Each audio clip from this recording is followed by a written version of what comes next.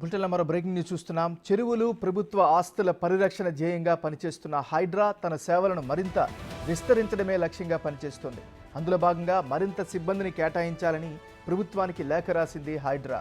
Greater హైదరాబాద్లోని ORR పరిధిలో ఉన్న విపత్తు నిర్వహణ పరిరక్షణ కోసం డిప్యూటేషన్ పద్ధతిలో అధికారులను రిక్రూట్ చేయాలని లేఖలో కోరింది.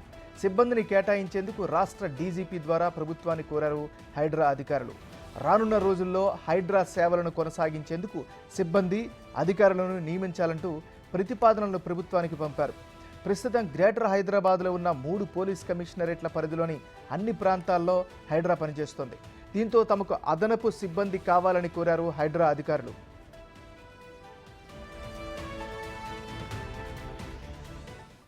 ఇక ఇదే అంశానికి సంబంధించి మరింత తాజా సమాచారాన్ని మా రిపోర్టర్ రామ్ ప్రసాద్ అందిస్తారు. రామ్ ప్రసాద్.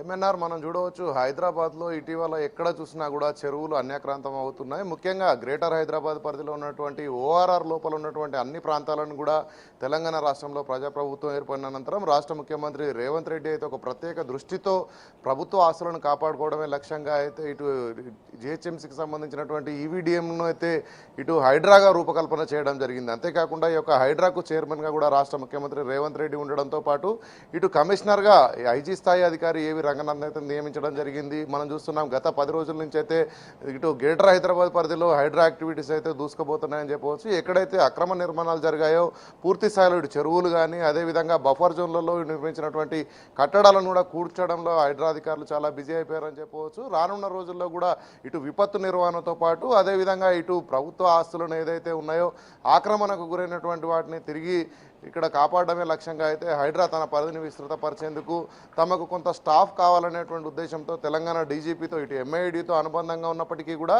ఇటు తెలంగాణ డీజీపీ ఆధ్వర్యంలో అయితే వారి ద్వారాగా ఒక ప్రతిపాదనను అయితే రాష్ట్ర ప్రభుత్వానికి తెలపడం జరిగింది. ముఖ్యంగా తొలి దఫాలో అయితే ఇటు 280 మంది అధికారులను రిక్రూట్ చేసుకునే విధంగా, అంటే మనం చూడవచ్చు డిప్యూటేషన్ ప్రాతిపదికలో ఇటు ఎస్పీ స్థాయి అధికారి నుంచి మొదలుకొని నాన్ క్యాడర్ ఎస్పీ కానీ అదేవిధంగా ఇన్స్పెక్టర్లు, ఆర్ఎస్ఐలు, అదేవిధంగా చాలా రకాలైనటువంటి హోంగార్డ్ సిబ్బందితో సహా అన్ని విభాగాలకు సంబంధించినటువంటి సిబ్బందిని కూడా నియమించాలంటూ కూడా వారు ఒక లేఖను రాయడం జరిగింది. ముఖ్యంగా దీనికి సంబంధించి ఇప్పుడే మనం చూస్తున్నాం తెలంగాణ రాష్ట్రంలో ఇటీవల అసెంబ్లీలో కూడా హైడ్రాకు సంబంధించినటువంటి ఒక అంశాన్ని అయితే రాష్ట్ర ముఖ్యమంత్రి చర్చించిన నేపథ్యంలో హైడ్రాకు సంబంధించి వారి యాక్టివిటీస్ కోసం ఇప్పటికే రూపాయలు 200 కోట్ల బడ్జెట్ను అయితే రాష్ట్ర ప్రభుత్వం ఇటు విడుదల చేయడం జరిగింది. రానున్న రోజుల్లో కూడా ఏదైతే ఇప్పుడు హైడ్రాకు సంబంధించినటువంటి అధికారులు ఏదైతే డిప్యూటేషన్ ప్రాతిపదికలో అధికారులను రిక్రూట్ చేయాలని కోరుతున్నారో దీనికి సంబంధించి మరింత బడ్జెట్ను కూడా కేటాయించాల్సినటువంటి అవసరం ఉంది. ప్రస్తుతం ఏదైతే కేటాయించినటువంటి బడ్జెట్ ఉంటుందో ఈ బడ్జెట్లోనే వీరు కోరినటువంటి అధికారులందరూ కూడా ఇటు ఐపీఎస్ అధికారి కానీ అదేవిధంగా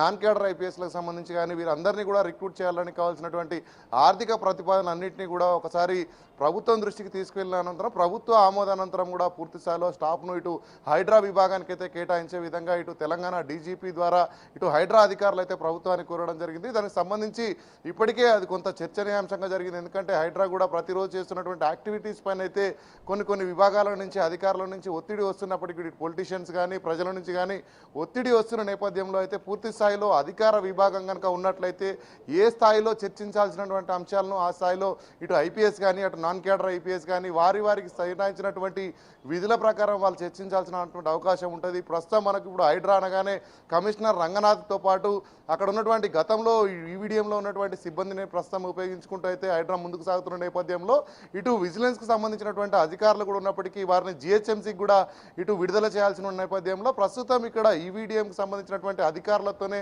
హైడ్రా అనేది ప్రస్తుతం సేవలను కొనసాగిస్తూ ఉంది. దీనికి సంబంధించి ఇప్పటికే మనం చూడవచ్చు హైడ్రా ఏర్పాటు జరిగిన అనంతరం ఇది ఒక ప్రత్యేక బాడీగా ఇటు ఎంఏయుడిలో కలిసిన నేపథ్యంలో అయితే పూర్తి స్థాయిలో రానున్న రోజుల్లో హైడ్రా స్వతంత్ర ప్రతిపత్తి కలిగినటువంటి ఒక ఏజెన్సీగా పనిచేసేందుకైతే పూర్తి స్థాయిలో ఇటు విస్తీర్ణం చేసుకునే దిశగా హైడ్రాకు సంబంధించినటువంటి కమిషనర్ కానీ ఇప్పుడు రాష్ట్ర ముఖ్యమంత్రి యొక్క ఆలోచన మేరకు ముఖ్యంగా ప్రభుత్వ ఆస్తులు ఏవైతే ఉన్నాయో వాటి కాపాడుకోవడం లక్ష్యంగా అయితే హైడ్రా తన పనితీరును మెరుగుపరుచుకునేందుకైతే ఇటు సిబ్బందిని కావాలనుకుంటూ కోరుతా ఉంది. సిబ్బందితో పాటు అధికారులు కూడా వచ్చినట్లయితే మనం చూడవచ్చు 2050 చదరపు కిలోమీటర్ల విస్తీర్ణం ఉన్నటువంటి ఓఆర్ఆర్ పరిధి ఏదైతే ఉందో దానికి సంబంధించి అన్ని ప్రాంతాలలో కూడా ఇటు 72 కమిషన్లను ఏర్పాటు చేసేందుకైతే ఇటు హైడ్రా కూడా సంసిద్ధమవుతున్నట్టు మనకు తెలుస్తుంది. MNR. Thank you Ram Prasad.